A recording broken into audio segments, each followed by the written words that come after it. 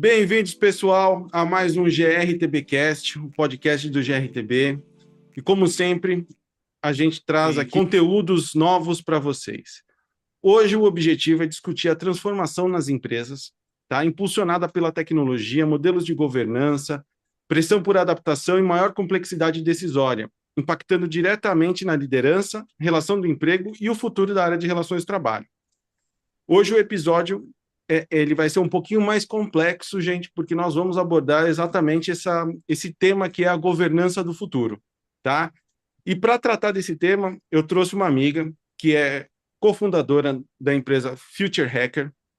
Ela tem uma atuação estratégica tecnológica na governança do futuro das organizações, e o trabalho dela é voltado à compreensão de como as empresas e lideranças podem se preparar para os ambientes mais complexos, dinâmicos e imprevisíveis que hoje nós temos. Então, é com muito prazer que a gente recebe aqui Maria Taide. Professor, alguma coisa para falar, para começar aqui?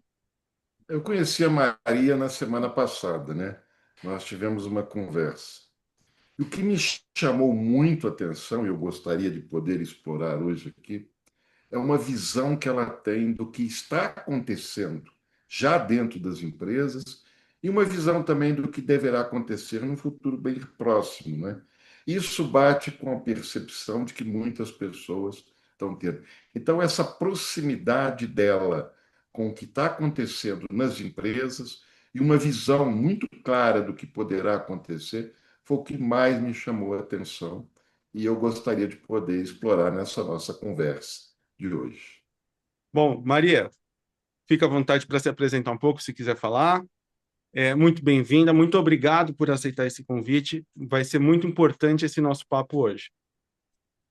Tiago, professor André, é um enorme prazer poder fazer parte aqui do podcast de vocês. Eu acho que, assim, quando a gente se conheceu, a conversa foi riquíssima. Eu adorei as provocações que vocês trouxeram, então estou, assim, muito empolgada de poder trocar aí com vocês hoje. Então, vamos que vamos ao que interessa. Então, tá bom. Maria, então deixa eu fazer uma pergunta aqui. Atrapalhar a ordem aqui, fazer a pergunta. Já vai entrar. O que está mudando na visão do profissional? O que a empresa esperava de um profissional que atua nela há 2 anos atrás? E o que mudou agora, tá entendendo? E o que vai mudar lá para frente? Ou seja, eu queria que você falasse um pouquinho da mudança desse perfil de profissional que atua nas empresas, que a empresa está demandando desse profissional. Não, vamos já no ponto, né, professor André? Não, mas vamos lá.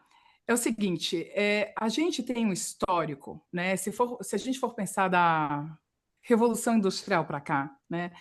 Sempre tivemos um histórico de um perfil profissional, de pessoas que seguem à risca as diretrizes, aquele planejamento que é feito às vezes uma vez ao ano e às vezes com aquelas revisões trimestrais, que não questionam tanto, que têm aqueles objetivos específicos de sua área e se aprofundam em conhecimentos dentro da sua área, e que tem aquelas funções mais operacionais e o dia dividido certinho, e uma coisa muito organizada, né? E ainda num ambiente muito de assim, comando e controle. E cada vez mais esse perfil vem mudando pelo entendimento que a gente vive períodos de instabilidade muito forte, né?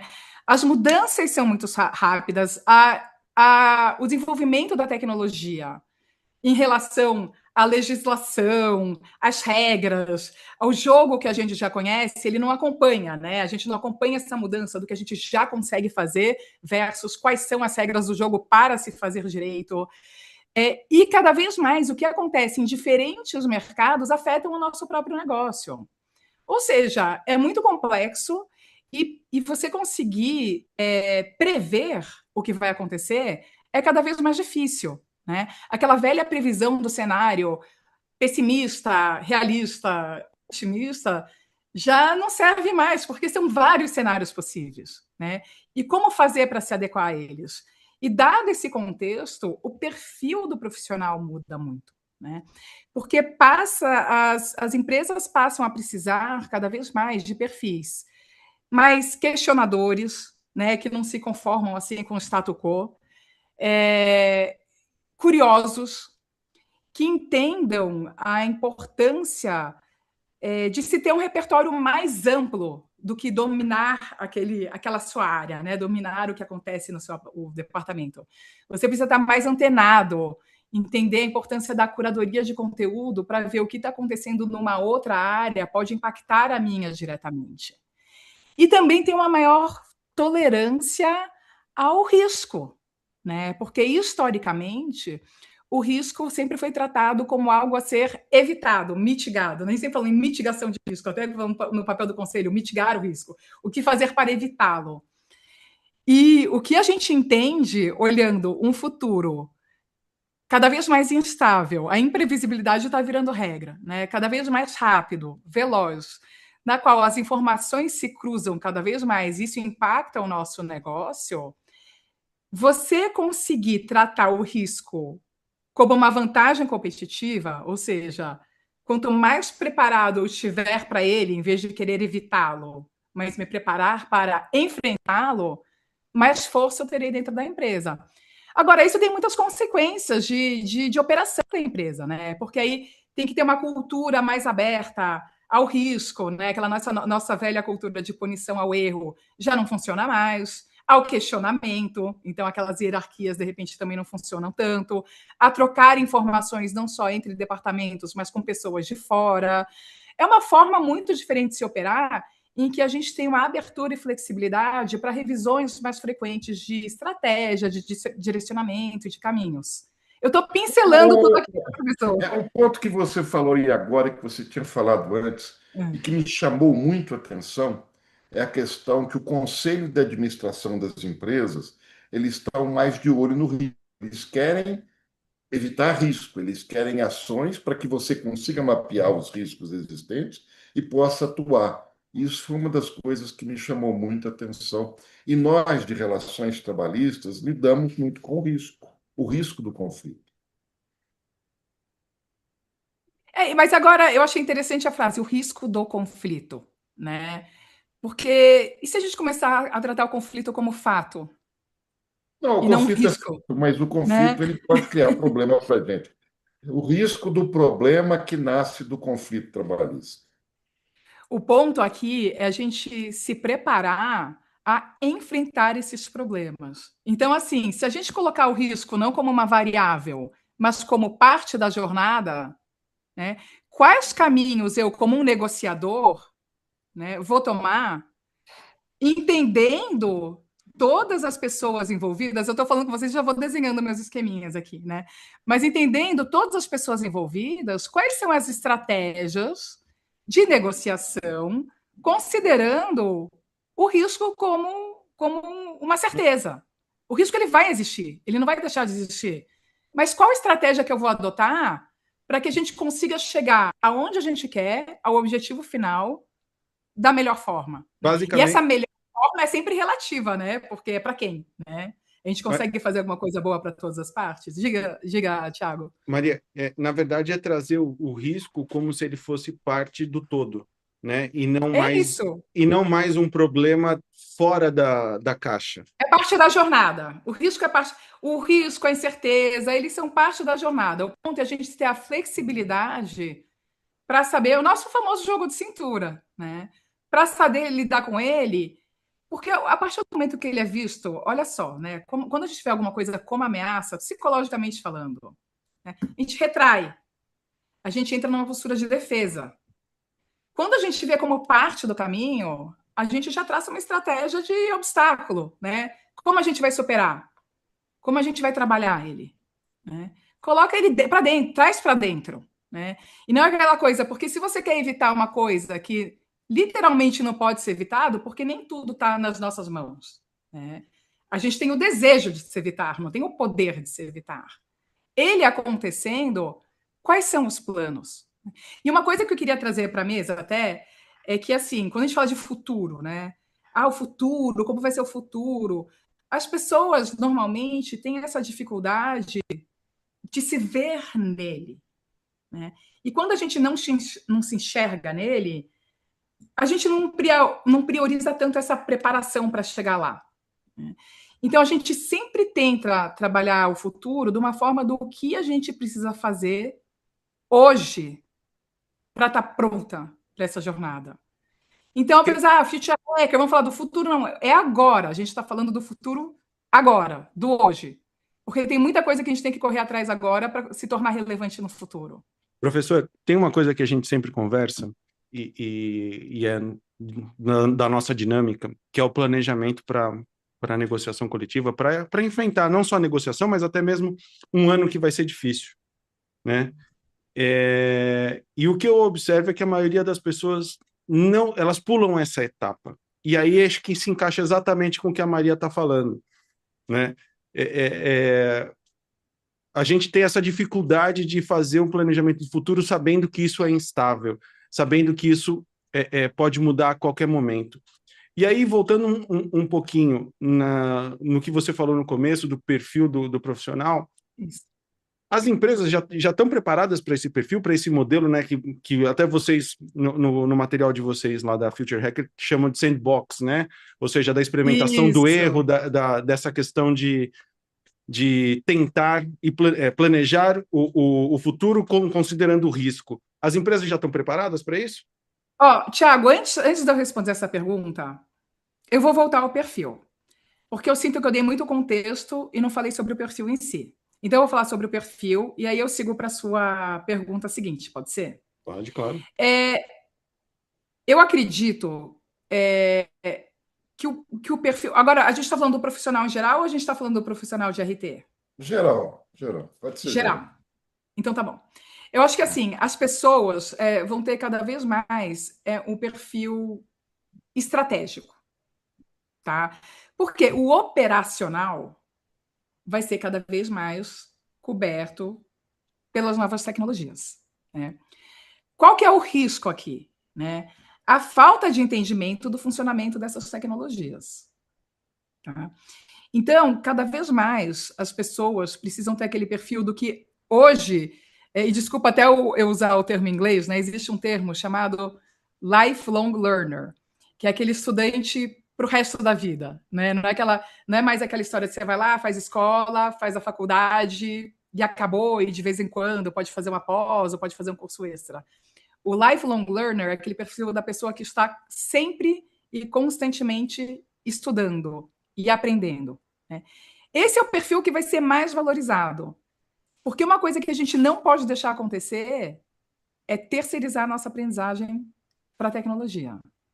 É confiar que o que vier de resposta para a gente basta e é o nosso novo oráculo, né?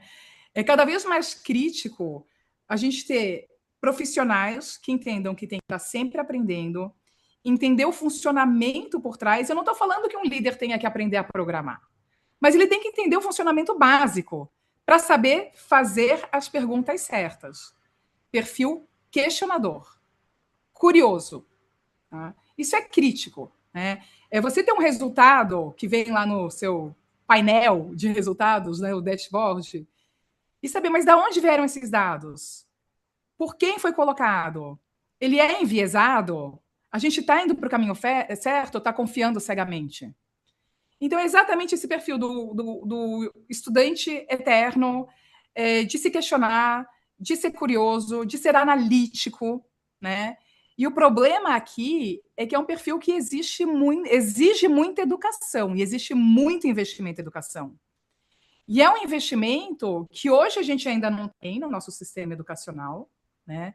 Nas escolas, desde criança, e nem nas empresas. E, inevitavelmente, vai virar um problema de todos. E as empresas vão precisar investir nos profissionais e as escolas vão precisar investir no modelo de educação que substitua aquela decoreba, aquele aprendizado, né, de passar num vestibular, por um aprendizado de pensamento crítico, de criatividade e de curiosidade e de resiliência, tá?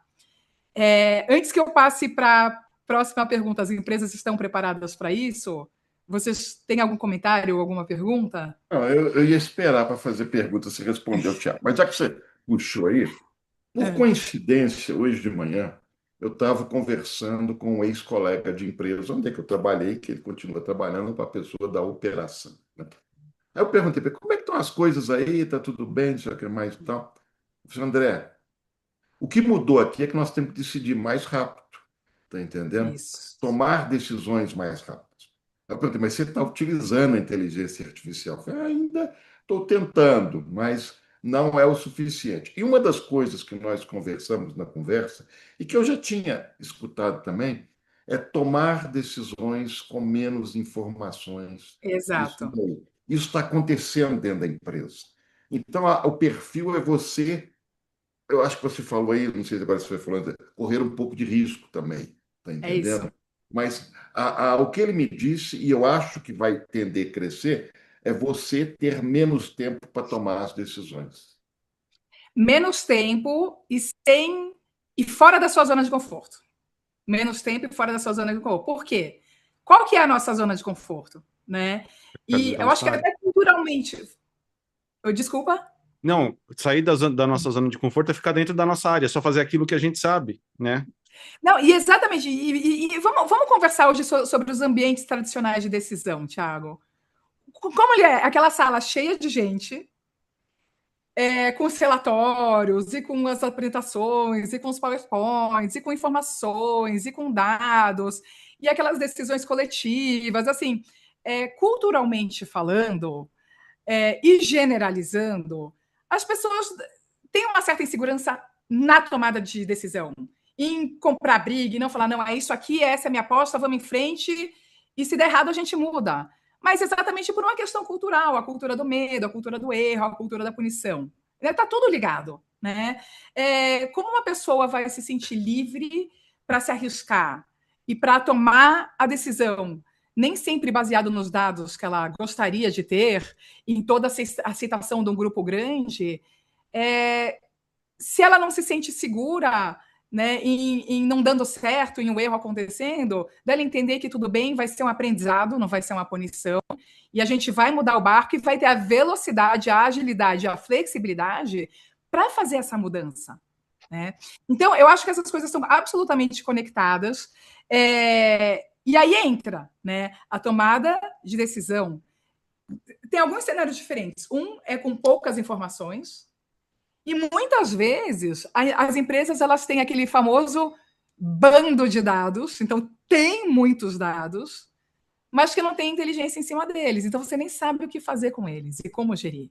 E daí a importância desse lado analítico, de se entender, usar todo esse ouro que tem dentro de casa e transformar isso em inteligência que te permita te dar um mínimo de segurança para se tomar as decisões, né?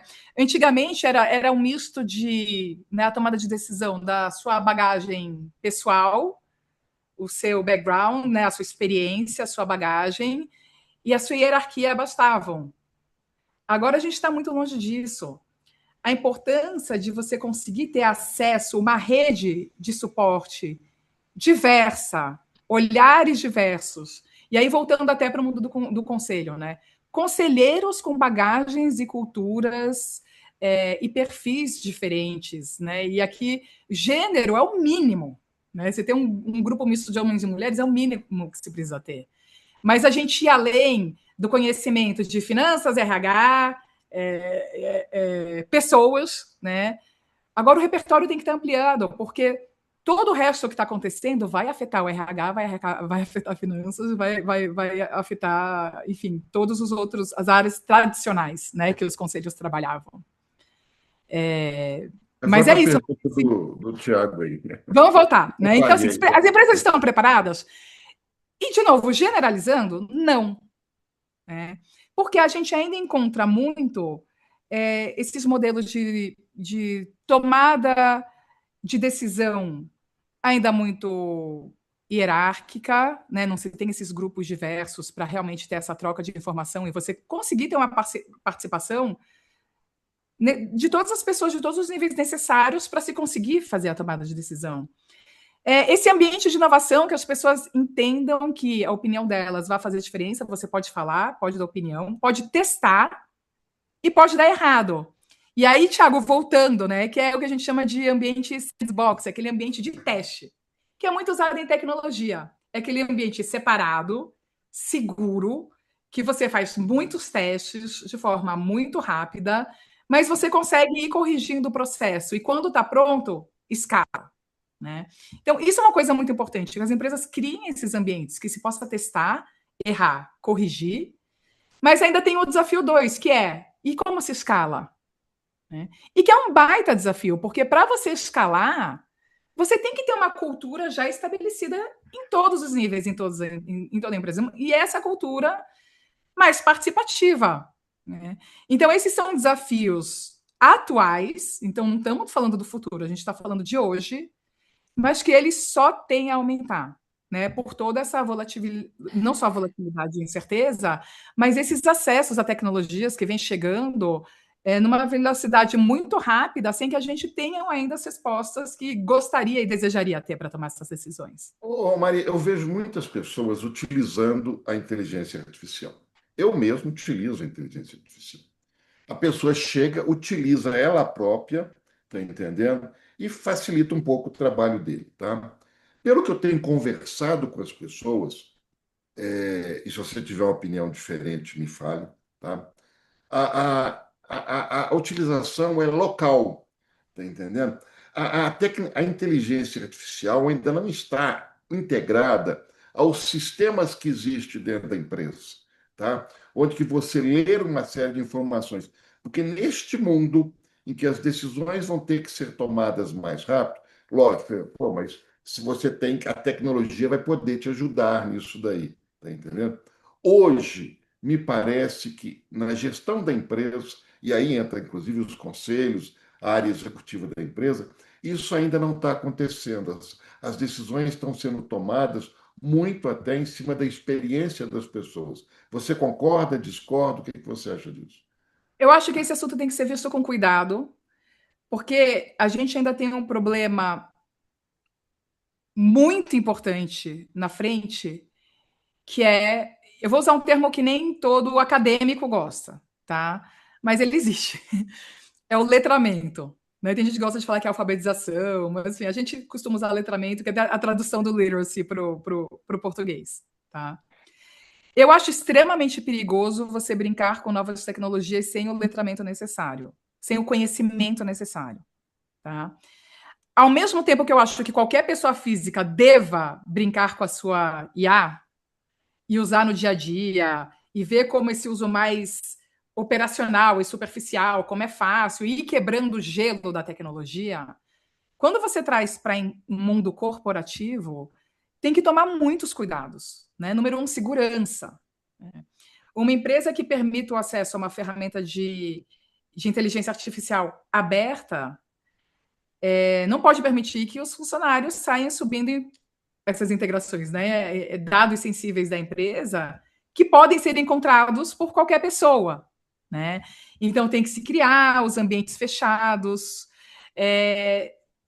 tem que se tomar muito cuidado com segurança, entender origem dos dados. Pensa bem, professor, se já hoje, né, inteligência de dados é uma coisa que a gente já fala o quê? Algumas décadas, eu acho que nas empresas, né? Muitos anos, mais de décadas, certamente. Eu lembro que quando eu comecei a trabalhar já se falava, né, de database marketing, uso dos dados, inteligência, analytics, essas coisas. E, cara, e ainda hoje você não vê empresas sabendo lidar com o básico. Você adiciona IA, você está adicionando mais uma camada de complexidade aqui. Então, você não domina aqui e você está adicionando essa complexidade.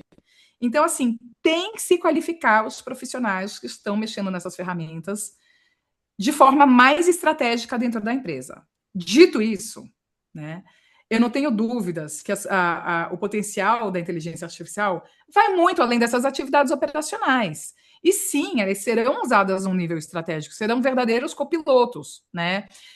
Hoje em dia, para você se preparar para uma reunião de conselho, né, o tempo de todos envolvidos para conseguir alimentar o conselho, para que eles leiam, estudem e tomem decisão, tudo isso vai embora com o uso efetivo do IA. E tem empresas que estão nesse caminho, tá, professor? Das empresas mais que já têm a inovação incorporada, e já tem um belo departamento, né, de não só tecnologia, mas inovadores, e a cultura e da inovação, e já tem todos os processos estabelecidos, estão mais avançados nos testes com o uso da inteligência artificial.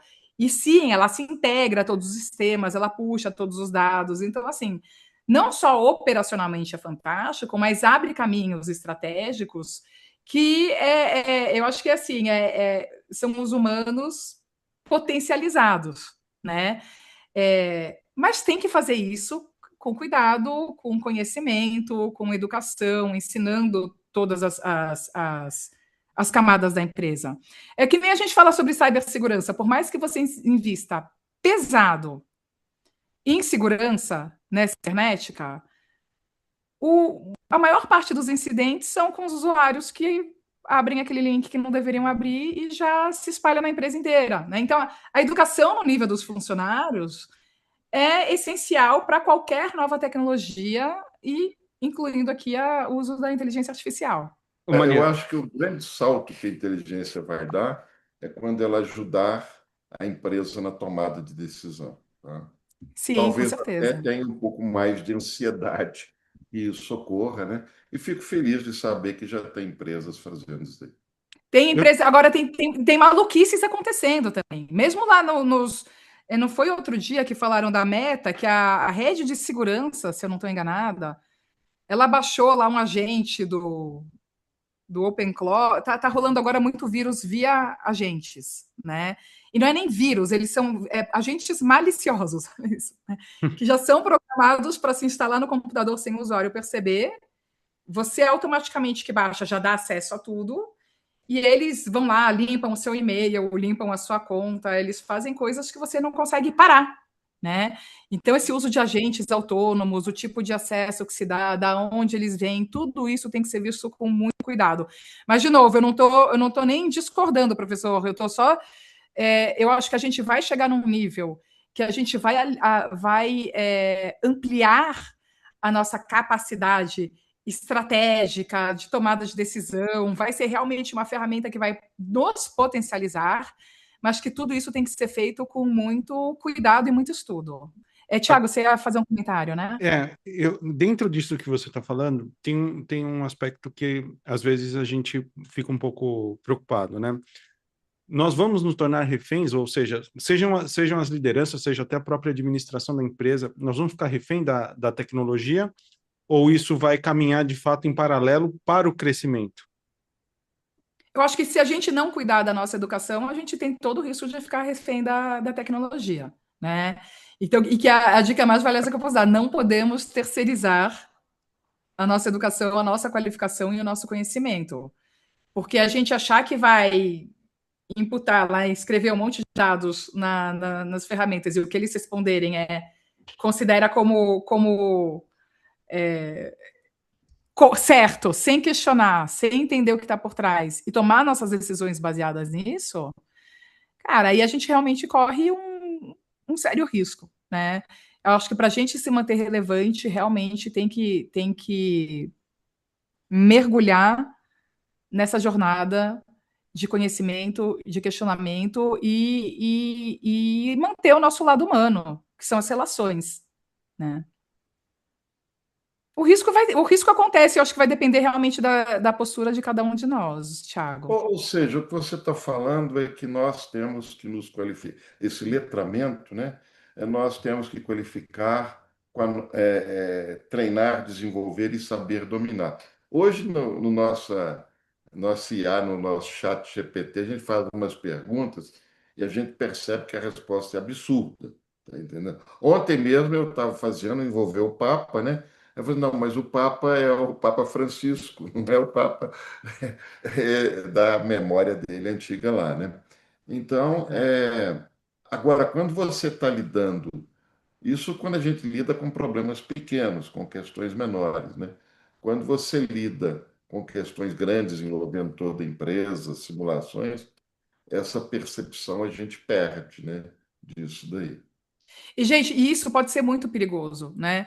Eu já vi casos, eu não vou lembrar exatamente o nome agora, de uma penitenciária nos Estados Unidos que tinha programado um algoritmo para definir quando os presidiários teriam aquela chance de sair, né? Que você vai lá e fala, troca com o juiz para ver se tem a liberdade ou não tem a liberdade e tudo mais. Condicional. E tinha. A condicional, obrigada, Thiago.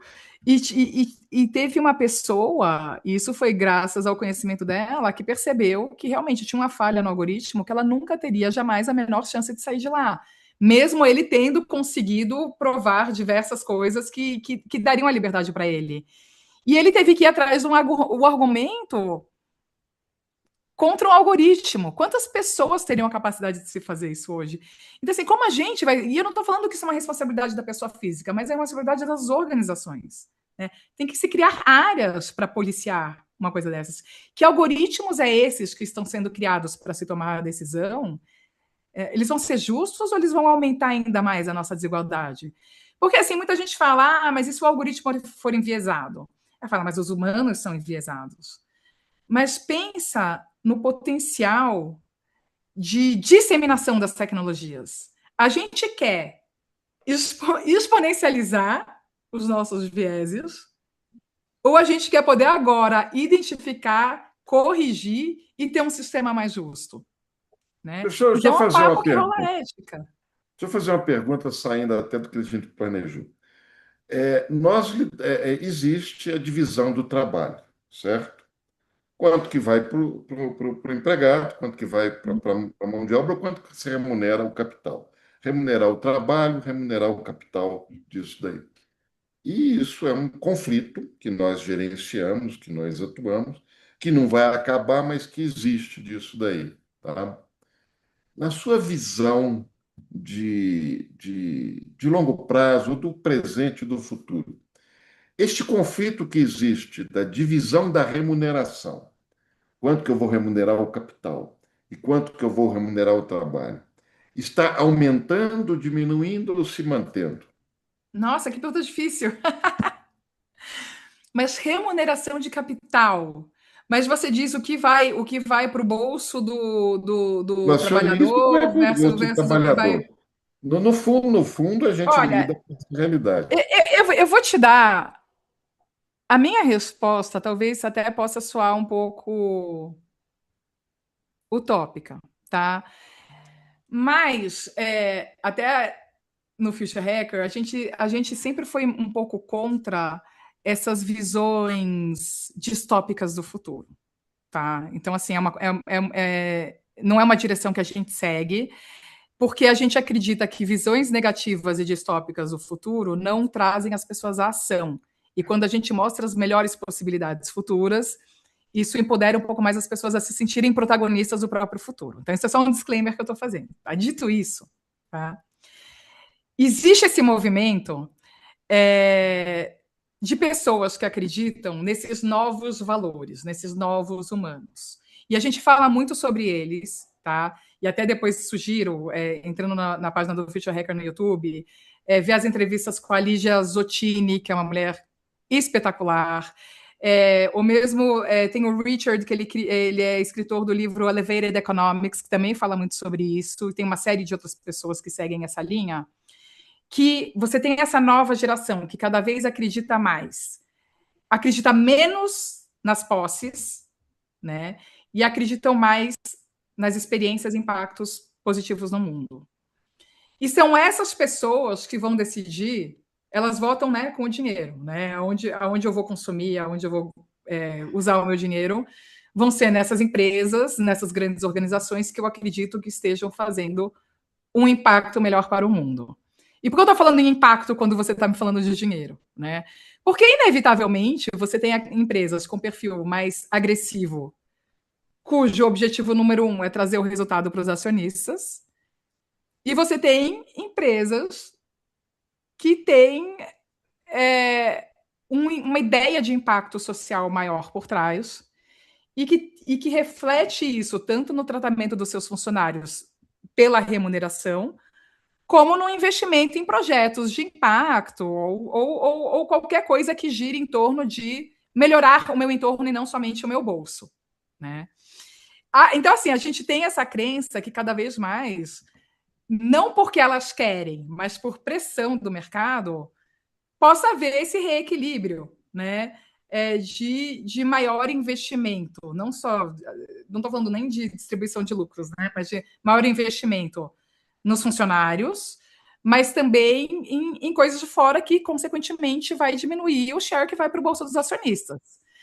Talvez isso soe até um pouco ingênuo, mas eu acho que empresas que equilibram um pouco mais essa equação possam ter um futuro melhor pensando nessa nova geração de herdeiros que passam a colocar isso na avaliação delas e não somente no quanto custa o produto final ou no serviço. Ô Maria, e como é que a gente consegue fazer isso dentro da governança das empresas, dentro dos conselhos? Porque hoje a gente tem, o professor já tinha falado, né? Hoje a gente tem muita gente de gerações diferentes, e as gerações mais velhas são hoje as que estão nesses conselhos, que estão à frente dessas grandes empresas. Como fazer elas perceberem esse apetite geracional, né, por coisas diferentes? Como é que a gente consegue fazer isso? Como é que equilibra essa balança? Eu acho que, número um, o conselho tem o papel de se informar, né? Precisa ter essa oxigenação, essa busca por um maior repertório, esse acompanhamento das tendências e mesmo conhecimento do seu próprio público, né? Isso é uma coisa. Mas é essencial que os conselhos tenham mais diversidade. É essencial. Não dá mais para ter esse perfil da galera da mesma faixa etária, do mesmo gênero, com a mesma bagagem. Gente, isso não funciona mais. Isso, assim, não deveria... Eu acho que a gente nem deveria estar discutindo sobre isso, porque a gente já tem mais do que provas suficientes, que opiniões diversas, e é difícil trabalhar com a diversidade, né? Você chegar numa sala verdadeiramente diversa e colocar um tema em discussão é muito mais trabalhoso chegar a algum tipo de consenso. Aliás, vocês passam por isso, né? Eu só acho que os profissionais de RD vivem isso, porque vocês lidam com todos os lados ao mesmo tempo, né? É difícil, mas essa diversidade tem que estar lá desde lá de cima. Precisa estar no conselho, eles precisam enxergar opiniões diferentes, de olhares diferentes, de bagagens diferentes. Existem alguns experimentos, tá, de conselhos, lá fora principalmente, que eles criaram o que eles chamam de shadow boards. Então, boards é o conselho, shadow é a sombra, né?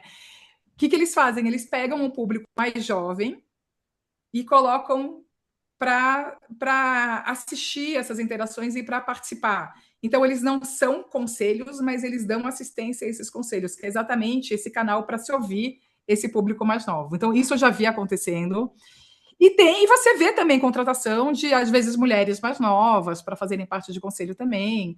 Então, assim, isso está caminhando, mas a gente ainda está muito longe da onde a gente precisa chegar. Mas é isso, é você aprender a conhecer o público, entender o movimento de mercado e você se expor. Expor a empresas que venham, que tragam, que façam esse banho de loja nos conselheiros, né? Então, essa oxigenação deveria ser uma preocupação da empresa.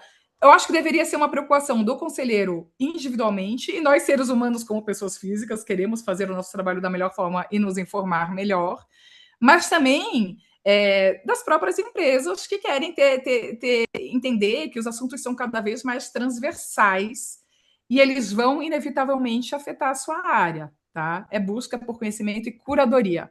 O problema, Thiago, é que tem muita informação. Tem muita informação, tem muito barulho, né? Já é difícil quando a gente fala que você precisa entender tudo sobre o seu departamento. Agora você chega, você tem que ficar de olho em tudo, né? Humanamente impossível. Mas aí você tem empresas que fazem a curadoria, que trazem as novidades, que faz esse banho de lá. Assim, contar realmente com uma rede de suporte externa e não somente interna à empresa. Eu queria colocar outro ponto. Você falou, voltando, você falou antes, é o aprendizado contínuo, né? Que nós temos que viver no momento de aprendizado contínuo. Isso para a gente, eu vou até colocar uma opinião, tá? É um pouco assim, não é muito tranquilo, porque significa o seguinte: você está falando que o que você sabe hoje vai perder a validade amanhã, tá entendendo? Exato, exato. Então, assim, isso nos deixa, principalmente eu que sou parte de uma geração um pouco mais experiente, vamos assim dizer, não vou dizer mais velho, mais experiente, mas depende de qual que é a experiência, né? Nos deixa sentir, pô, tudo que eu sei poderá não ser útil, necessário daqui a 2, 3 anos ou 4 anos, né? Isso gera uma certa frustração, ou, para dizer, ansiedade nas pessoas. Como é que você vê isso daí? Ou seja, como que fazer com que as pessoas verdadeiramente tentem aprender continuamente? Porque uma das coisas que eu aprendi quando comecei a lecionar, que para que você aprenda, você tem que desaprender, né?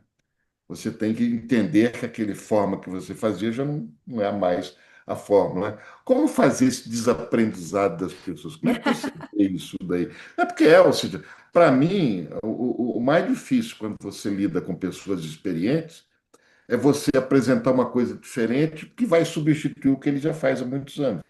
Isso para mim é o mais difícil que você tem Nossa, é um ótimo ponto esse, porque assim as pessoas naturalmente não gostam, tem aversão à mudança, né? Naturalmente existe essa aversão à mudança. Então, pô, eu faço isso há. Eu já ouvi isso em algumas empresas que eu já trabalhei. Pô, já faço isso há 20 anos, você vem aqui querer fazer diferente, vem aqui querer bolar, funciona assim.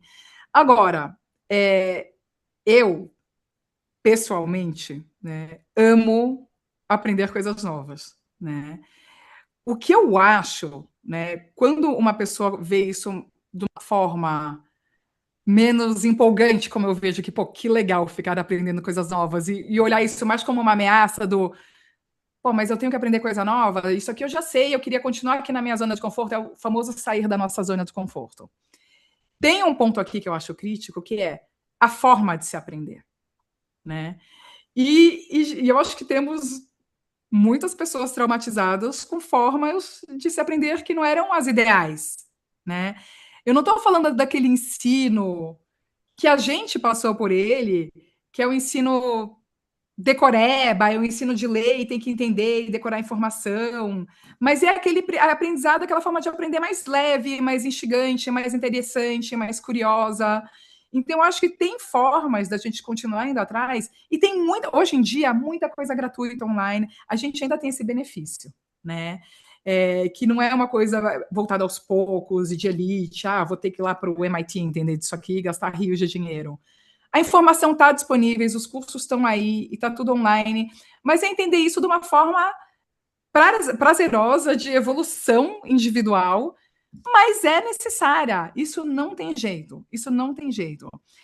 Eu ouvi de um amigo nosso que faz parte da rede do Future Hacker que a preocupação dele não é a superinteligência das máquinas, mas a possibilidade da gente chegar na superestupidez humana. A gente precisa continuar exercitando o nosso cérebro, senão a gente volta para o ponto do Tiago, que é voltar a ser vítima, né? Agora, hoje em dia, com tanta tecnologia gamificando a aprendizagem, tornando esse processo leve, eu acho que a gente tem que se dar uma chance de ver coisas novas e aprender coisas novas e ver o que vai se adequar ao seu universo profissional ou não. Porque isso gera conexões. Lembra, o cérebro, ele é um músculo. A gente tem que continuar exercitando ele com coisas novas. Olha, você sabe o que me deixa apavorada? Apavorada? As pessoas acharem que não precisam mais aprender outros idiomas porque a gente tem agora o tradutor.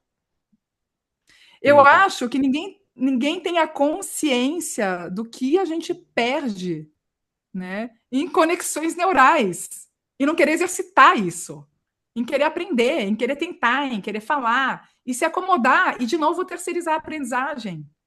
Não podemos terceirizar a nossa aprendizagem. Tem uma aprendizagem que é muito baratinha. Não é grátis, mas é muito baratinha. É o livro, né? É você pegar Até um hoje, ó, livro. eu sou toda tecnológica, continuo lendo livros de papel. Eu já fui em alguns eventos, né? Onde eu perguntei qual foi o último livro que você leu ligado à sua profissão, tá? A pessoa fica pensando, pensando, pensando, porque eu ia pedir para contar o livro, tá entendendo? Esse hábito, ele está, na minha visão, inclusive, até reduzindo, tá entendendo? Tá As reduzindo. pessoas, as pessoas querem aprender mais nas redes sociais, na internet, do que ler um livro, né? Uma pessoa me procurou tem uma semana, né? Olha, eu estou numa fase difícil da minha vida, que não sei o que mais, estou desempregado, e eu queria uma forma barata de aprendizado, né? Um curso, eu falo, tem muita coisa de graça aí, mas a É. melhor coisa para você aprender é começar a ler livro, tá entendendo? E isso aí, vai. Qual foi o último livro que você leu? Não, Eu não tô sabe. lendo. Eu agora, não, eu tô com dois ao mesmo tempo, que eu tenho esse Não estou hábito perguntando para ruim. você, não. Perguntei para a pessoa lá. Ah, bom. Qual foi o último Mas eu livro ia falar, eu tô lendo um sobre mentorias, que a gente está super indo nessa relação de fazer mentorias sobre os dos executivos que estão aí todos perdidos. E o Nudge, do Daniel Kahneman, conhece o Kahneman? Deve conhecer do Rápido e Devagar, Sim. que ele é Nobel, do Economia Comportamental. Cara, e o Nudge que fala de todos esses barulhos, é que eu estou falando porque tem tudo a ver com o que a gente está falando, todos esses ruídos lá fora e a interferência desses ruídos nas nossas tomadas de decisão. Mas desculpa, continue aí, qual que é o livro que o seu amigo estava lendo? Ou não estava? Não, não estava lendo nenhum. Não estava Assim, lendo eu nenhum. queria falar do aprendizado, né? É. A melhor forma, pelo menos que eu carrego, de aprender, não é? É um pouco Beleza. lento, né? E, Não é, ô, não resolve tudo, mas ajuda, né? Isso professor, daí. eu vou te falar uma coisa, e estão se falando, esses estudos, é muito difícil falar, tem estudo, porque também é igual, né? A gente já tem um estudo que fala isso, já considera que é, mas tem que ver a amostra e tudo mais. Mas existem estudos que indicam que a leitura em tela não é tão, o conteúdo não é tão bem absorvido como o conteúdo do livro, Ok. né? E aí tem muitas escolas, e a Finlândia, que sempre foi um exemplo de educação, eles adotaram a tecnologia muito mais cedo e eles estão agora indo um pouco, dando uns passinhos atrás e tirando um pouco dessas telas na primeira infância, exatamente por conta dessa absorção do conteúdo pelo cérebro. Eu, por exemplo, quando eu estou no modo aprendizado e estou com um livro na mão, claro que demora muito mais, mas eu estou com um livro na mão, eu estou com um caderno do meu lado, eu leio e escrevo depois, que é o meu modo aprendizado, né? E cada um vai ter o seu modo aprendizado. Mas essa coisa, professora, até que você comentou, e Tiago, acho que você falou também, é que as pessoas hoje em dia se satisfazem com um vídeo de 10 segundos falando sobre determinado assunto. 15 segundos, beleza, entendi. E eu vou te falar, quando a gente tem muita. A gente tem em torno, sei lá, mais de 300 entrevistas online no YouTube gratuitas. E as nossas entrevistas, assim como a de vocês, tem sempre uma hora ou mais, né? Porque vocês querem tratar os assuntos com mais profundidade, né? E a gente cansou de ouvir, não, isso há muito tempo, as pessoas querem ouvir 3 minutos. Eu falei, gente, a gente tem que manter a nossa profundidade.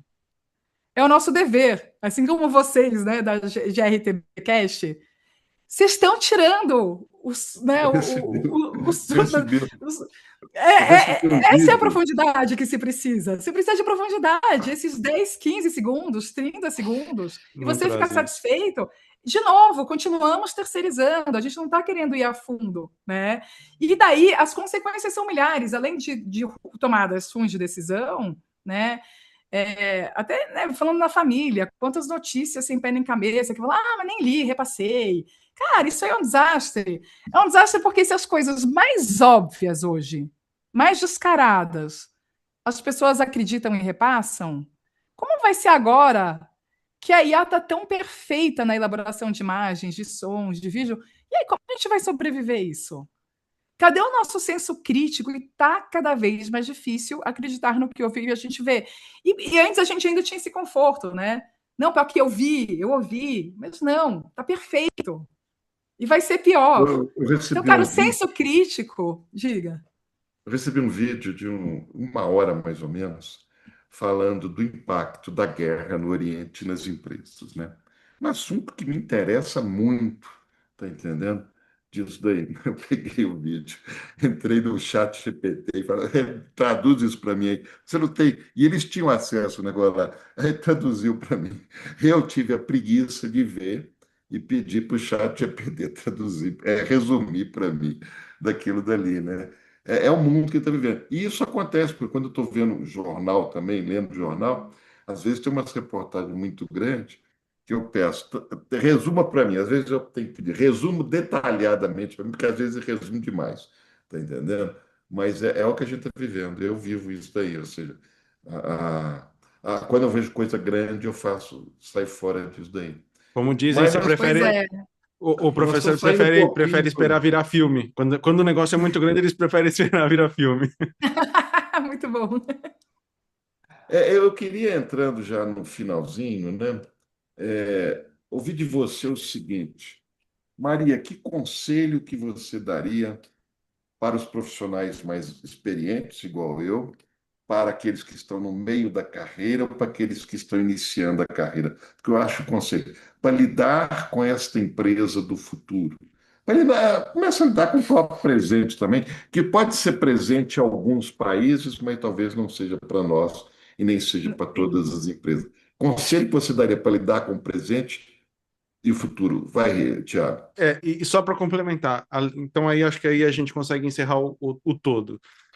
Ah, Não só os conselhos, mas também qual é o maior erro que as pessoas estão cometendo ao não pensar no futuro. Então, ótimo. Então, vamos lá. Eu vou começar com o erro primeiro e depois vou para o conselho, para terminar mais otimista, né?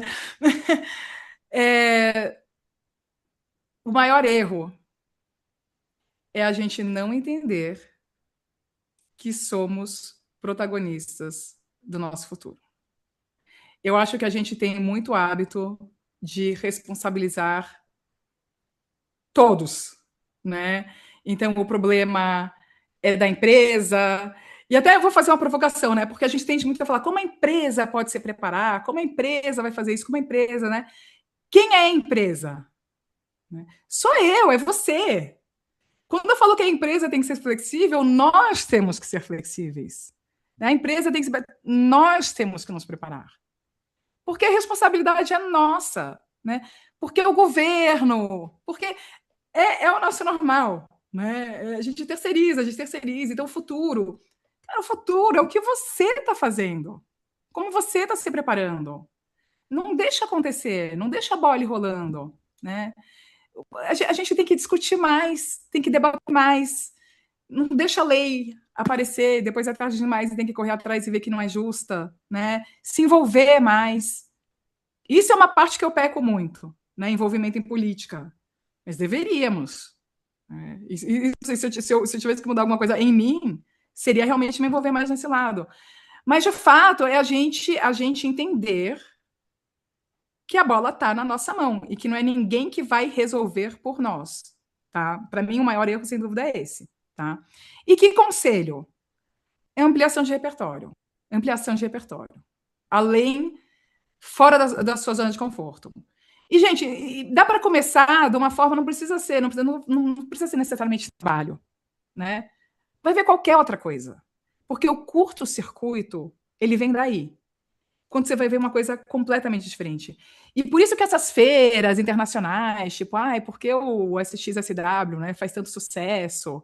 Porque você chega numa arena que tem assuntos tão diferentes, com pessoas tão diferentes, com culturas tão diferentes, que você sai de lá maravilhado. Né? As poucas pessoas que têm o privilégio de ir num evento desses precisam esperar uma vez por ano para o curto-circuito acontecer? Não precisa. Cara, quer ter curto-circuito agora? Entra lá de graça, vai lá na nossa página do YouTube no Feedhacker, vai ter um bando de conteúdo que você nunca nem pensou, nunca ouviu falar, com profundidade, e, cara, vê o que tem lá fora. Porque esse curto-circuito cerebral, que é o que a gente faz ter aquelas ideias, a famosa ideia fora da caixa, ver um problema de outro ângulo, ver uma resposta de outra forma. Você vai em outra indústria e fala, nossa, eles estão fazendo isso aqui, pô, será que isso aqui adaptado não funciona para mim? Né? É daí que você consegue ter essa visão mais múltipla, mais transversal, né? Até arrisco falar a expansão da consciência, né? Desenvolver capacidade de questionamento e de tradução, porque o futuro ele se abre quando a gente conecta mundos diferentes, né?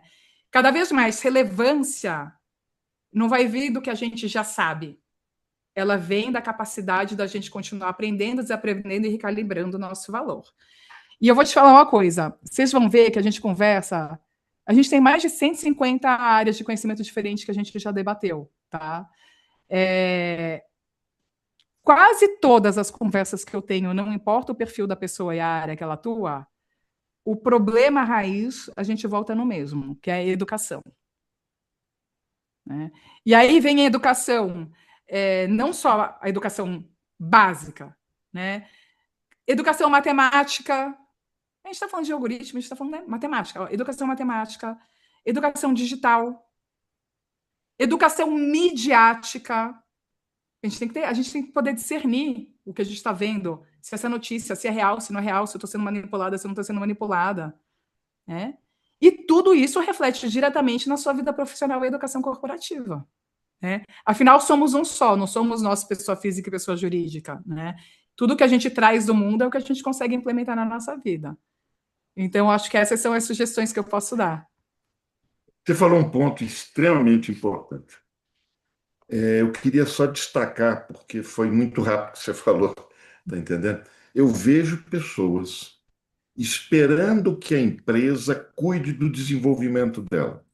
Isso, E você falou protagonismo, né? é isso. E esquece que ele é o protagonismo disso aí. As pessoas esperam que a empresa cuide do meu desenvolvimento, que o RH da empresa cuide do meu desenvolvimento. E eu perco protagonismo nisso daí. E isso eu vejo muito, infelizmente. E eu posso adicionar uma coisa aí? Tem aquelas pessoas que já são, que já têm esse chip, que já são pilhadas e já saem aprendendo tudo, e já querem fazer a diferença, e já querem inovar. Coloca essa pessoa numa empresa que não permite que ela se expanda, das duas uma, ou ela se apaga e segue o padrão e não dá o impacto que ela poderia causar na empresa, ou ela vai mudar de empresa, porque ela precisa evoluir na vida.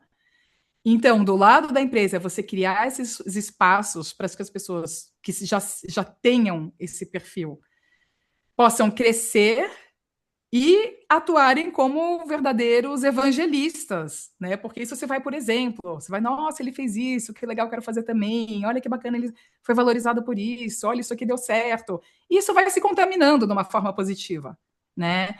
Agora, aí vem o lado das duas responsabilidades. Você ter a pessoa que realmente está nesse perfil de que uma empresa precise dele, mas ela não vai dar espaço para ele crescer e se alimentar, ela vai continuar no mesmo lugar e vai, espero eu, que ele se encaminhe para outro lugar e não deixe essa chama se apagar.